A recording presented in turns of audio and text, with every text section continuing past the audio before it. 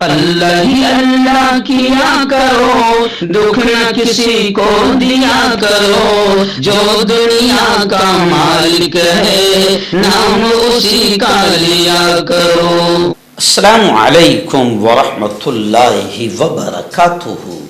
ناظرین استقبال ہے، سواگت ہے آپ کا viral news live studio Jalgaon Maharashtra India میں آپ کا میزبان مفتی محمد ہارون ندوی۔ ناظرین بڑی خبر آ رہی ہے، جی ہاں، گزشتہ کل پربھنی شہر میں جمعیت علماء ہند حضرت مولانا ارشد مدنی مہاراشٹر یونٹ کی جانب سے جو پورے مہاراشٹر میں تربیتی اجلاس ہو رہے تھے، اس تربیتی اجلاس کی آخری کڑی 5واں اجلاس پربھنی شہر کے گولڈن فنکشن ہال میں منعقد کیا گیا تھا۔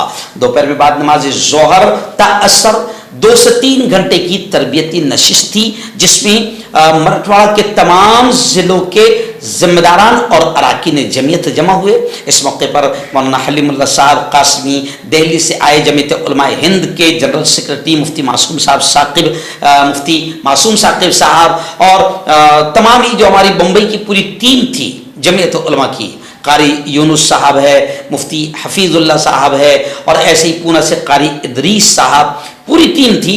ان تمام لوگوں نے باقاعدہ جمعیت کے مشن اور خدمات کو مختصراً دوپہر میں بیان کیا، اور پھر اس کے بعد مولانا حلیم اللہ صاحب قاسمی کا اور مفتی معصوم ثاقب صاحب کا تنظیم کو لے کر زبردست اہم نصیحتی بیان ہوا۔ یہ تربیتی اجلاس بے حد کامیاب رہا، اور پھر رات میں جو اہم اجلاس تھا، اجلاس عام تھا، جس کا عنوان تھا تحفظ اوقاف اور تحفظ آئین ہند۔ اس عنوان پر میں مقرر خصوصی تھا، اور مفتی معصوم ثاقب صاحب کا کلیدی خطاب تھا۔ مغرب بعد کا یہ اجلاس بڑا شاندار رہا، اور سینکڑوں ہزاروں کی تعداد میں پربھنی کے لوگوں نے اس اجلاس میں شرکت کی۔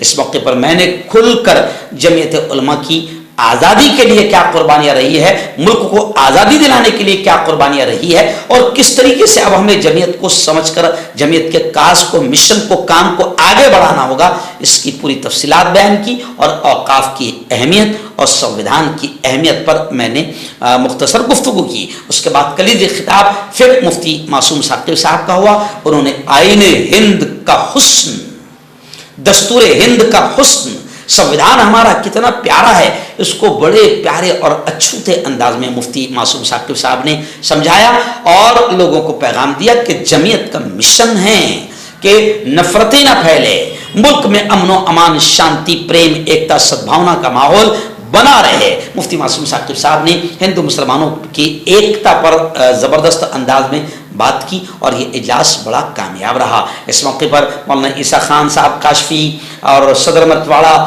مرزا کلیم بیگ صاحب ندوی اور نائب صدر مہاراشٹر اور ضلع پربھنی کے صدر جو ہے مولانا قاری عبدالرشید حمیدی صاحب، ایسے ہی مفتی رضوان صاحب اور جمعیت کی پوری ٹیم نے بھی 5 منٹ اپنی بات رکھی۔ یہ اجلاس جمعیت کا بے حد کامیاب رہا۔ سب سے پہلے تو میں آپ کو بتا دوں کہ آج کا یہ جو پروگرام ہے، جس کا عنوان ہے تحفظ اوقاف و تحفظ آئین ہند، یہ جو کانفرنس ہے، یہ جو اجلاس ہے، یہ جمعیت علماء ہند کا اجلاس ہے، اور ابھی مولانا عبدالقیوم صاحب قاسمی نے تھوڑا سا اس بات کو آپ کے سامنے رکھا کہ یہ اگست کا مہینہ ہے، اور اگست کے مہینے میں آپ جانتے ہیں کہ 15 اگست کو پورا ملک جشن مناتا ہے، اور خوشیوں کا ماحول ہوتا ہے،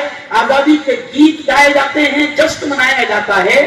لیکن میں صرف اتنا کہتے ہوئے آگے بڑھوں گا، کیونکہ پولیس دل یہاں پر موجود ہے، اور انٹیلیجنس کے کچھ لوگ یہاں پر موجود ہیں جو ساری باتوں کو لے جائیں گے۔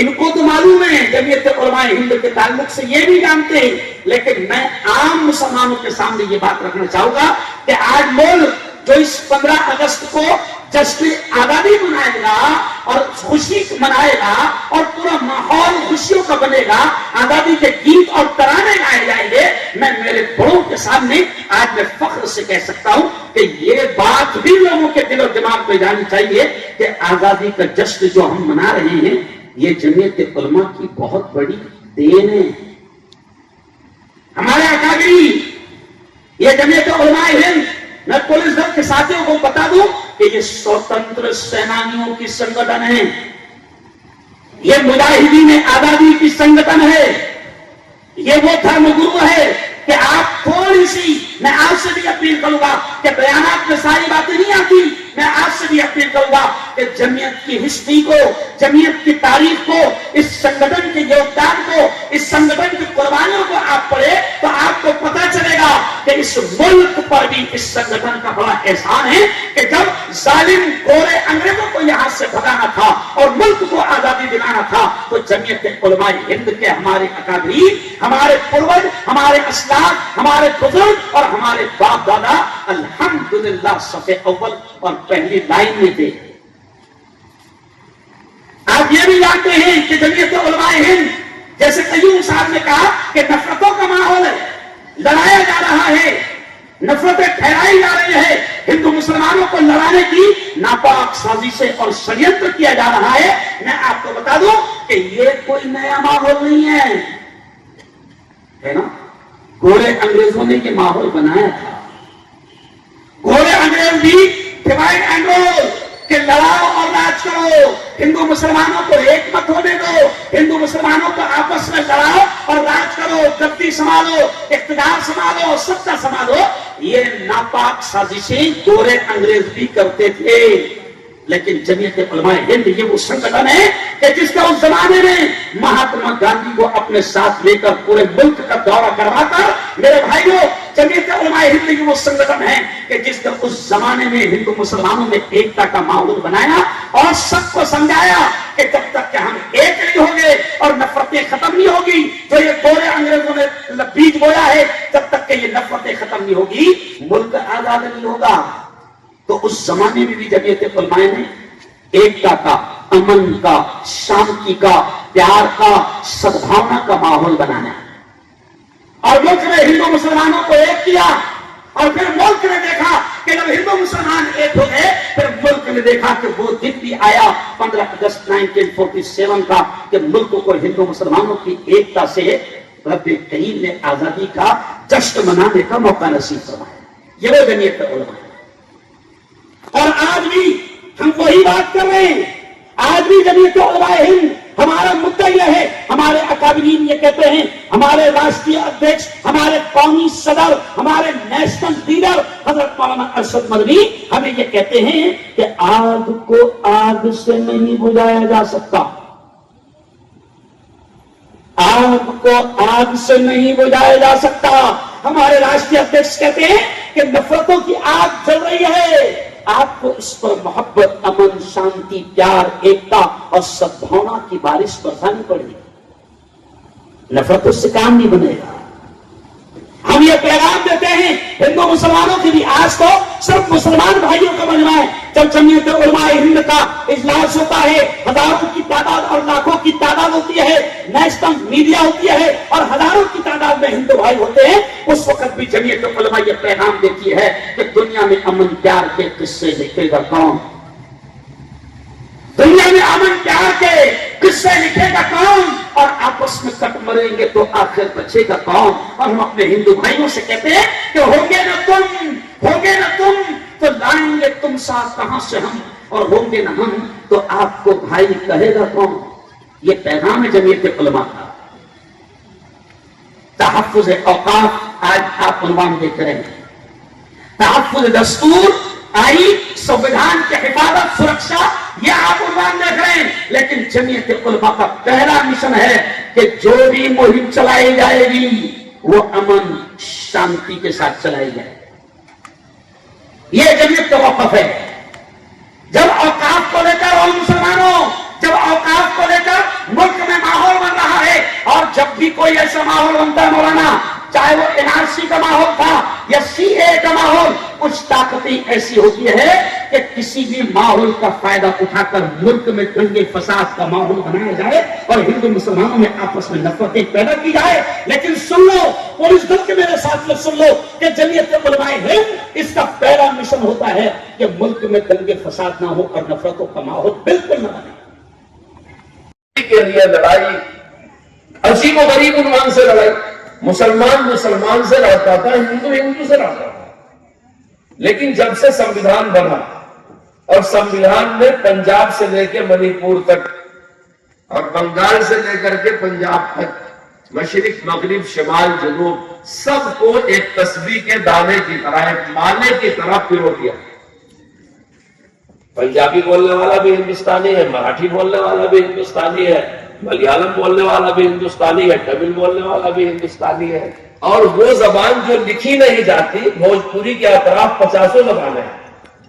جو زبان ریکارڈ کی گئی ہے نوٹ پہ وہ تو 18 ہے, ورنہ اسی ہندوستان میں گلہیا ایک زبان بولی جاتی ہے, سرجا پوری ایک زبان بولی جاتی ہے, 50 زبان. ہر 30 کلومیٹر پر ہمارا کلچر, ہماری بولی, ہماری تہذیب, ہمارے ریت, ہمارے رواج بدلتے ہیں. لیکن لوکتنتر ایسی جادو کی کتاب ہے, سمویدھان ایک ایسی جادوئی کتاب ہے کہ اس نے پورے دانوں کو اس تسبیح میں جوڑ رکھا. یہ بنایا گیا بڑی قربانیوں کے بعد, ایسا نہیں ہوا کہ اچانک بن گیا. بڑی قربانیوں کے بعد, اور اپنے زمانے کے ان لوگوں نے بنایا جو دنیا کے عقل مند ترین لوگ تھے, خالی ہندوستان کے نہیں. ان کی عقل کا لوہا دنیا نے مانا, دنیا نے ان کو اپنے لیے آئیڈیل مانا.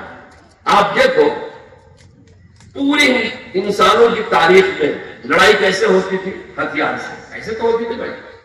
آج بھی لوگ کیسے لڑتے ہیں, توپ سے, تلوار سے, ہتھیار سے, بم سے, گولا سے, بارود سے, ایسے لڑتے ہیں نا. پہلے بھی ایسے لڑتے تھے. لیکن گاندھی جی کیسے لڑے, اہنسا کے ساتھ. لاٹھی رکھتے تھے مگر استعمال نہیں کرتے. ان کی وہ ایک لاٹھی پورے ملک کو اہنسا کے ساتھ جوڑے ہوئے تھے. آپ اندازہ لگاؤ, دنیا کے بڑے بڑے پڑھے لکھے عقل مند لوگوں نے گاندھی جی کی لاٹھی, گاندھی جی کا نظریہ, ان کے اہنسا کے بارے میں بڑے بڑے لیکھ لکھے ہیں, بڑی بڑی کتابیں لکھی ہیں. انہوں نے اپنے اہنسا کے نظریہ سے دنیا کو متاثر کیا. تو ایک ایسی عجیب و غریب ہمارے ملک کی قربانی کی تاریخ ہے, اور ہمارے ملک کی وہ عجیب و غریب بڑی بھاری بھرکم شخصیات ہیں. ڈاکٹر بھیم راؤ امبیڈکر جو قانون کے ماہر تھے, ان کی صلاحیت کا کون انکار کر سکتا ہے. مولانا ابوالکلام آزاد رحمۃ اللہ علیہ, آپ دیکھو البلاغ الہلال نکالا انہوں نے, جب انہوں نے یہ بات کہا کہ اگر قطب مینار پر کوئی فرشتہ اتر آئے اور فرشتہ یہ کہے کہ کل میں تم کو آزادی دے دیتا ہوں لیکن ہندو کو اور مسلمان کو الگ کر دیتا ہوں, تو ابوالکلام آزاد کہتے ہیں مجھے ایسی آزادی نہیں چاہیے جو دو بھائیوں کو الگ کر دے. ان کی یہ بات سونے کے حروف سے لکھے جانے کے لائق ہے. مذہب کی وجہ سے بھائی کا رشتہ ختم نہیں ہوتا.